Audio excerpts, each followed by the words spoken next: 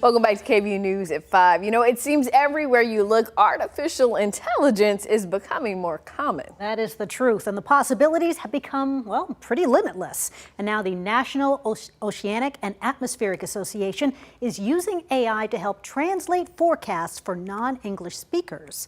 KVUE meteorologist Grace Thornton sat down with one of NOAA's experts to learn more about this project. When it comes to severe weather, communication is key.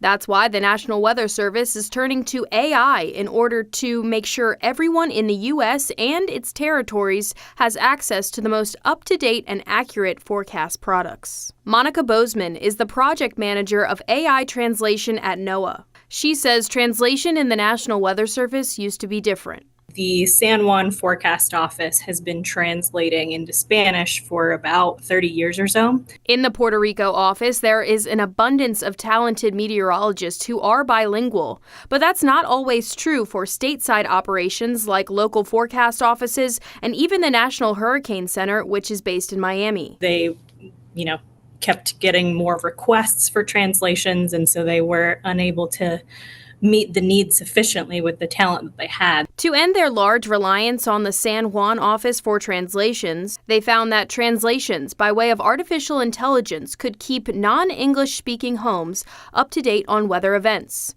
and save a massive amount of time. So using the AI, they were able to drop that time to translate down to about less than 10 minutes.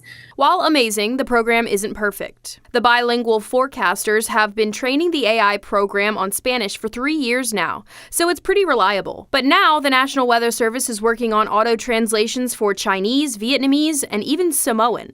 And mistakes do happen. Any specific examples of that jargon not really being able to be translated? I have had some bloopers.